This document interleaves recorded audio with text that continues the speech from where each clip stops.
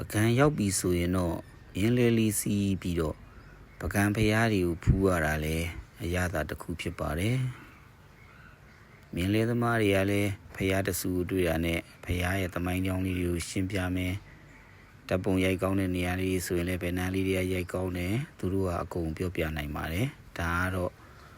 ဆူလာမဏိဖျားဖြစ်ပါတယ်ဒီဆူလာမဏိဖျားကိုပတ်ပြီးတော့ကြတော့ဆူလာမဏိစမ်းဆက်ကုန်းမှာသူတို့နေဝင်ချင်းကြည့်ကြပါတယ်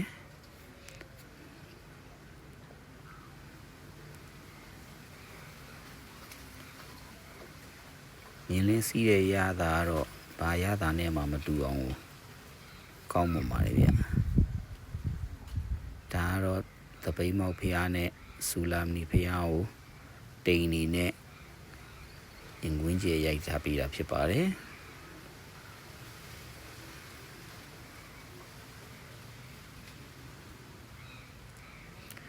တိတ်နီအုံမှုထားလို့ရှိရင်ပကံဖျားတွေကအရန်ကိုတက်ပေသွားတာပါခင်ဗျာ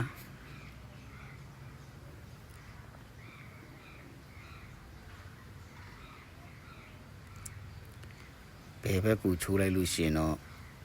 ကျွန်တော်တို့ဆန်းဆက်ကုန်းတစ်ခုကိုတွေ့ရမှာပါညာဘက်ကိုချိုးလိုက်ရင်လည်းဆန်းဆက်ကုန်းတစ်ခုကိုတွေ့ရမှာဖြစ်ပါတယ်ဒါကတော့ကျွန်တော်တို့ချစ်သူလမ်းကြားလို့ခေါ်တဲ့စက္ကူပန်းပင်နေဖွေးနေအောင်ပွင့်တဲ့နေရာဖြစ်ပါတယ်တရပါကျုံဘေးမှာတည်ရှိပါတယ်ဘယ်ဘက်ချမ်းကတော့တရပါကျုံကြီးဖြစ်ပြီးတော့ညာဘက်ကတော့တရပါဟိုတယ်ကစိုက်ထားတဲ့စက္ကူပန်းကလေးဖြစ်ပါတယ်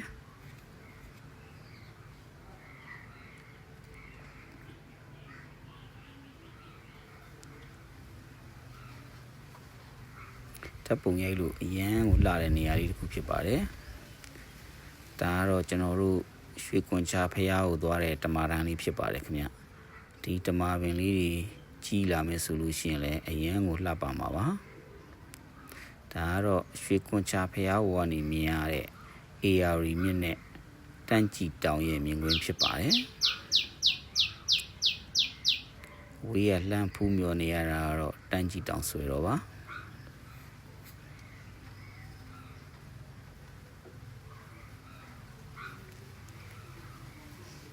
ဒီလမ်းလေးကတော့ရွှေစံတော်ကနေပြီးတော့တပ်ပင်ညူဘက်ကိုဖြတ်ထွက်တဲ့လမ်းလေးဖြစ်ပါတယ်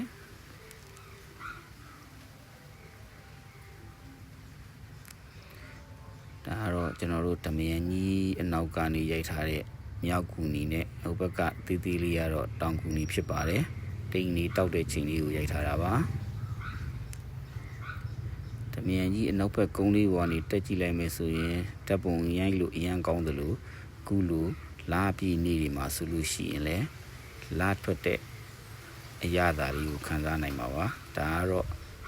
နေညိုချင်းရေးတွေကြားရတဲ့ကနေလာထွက်ပေါ်နေတာဖြစ်ပါတယ်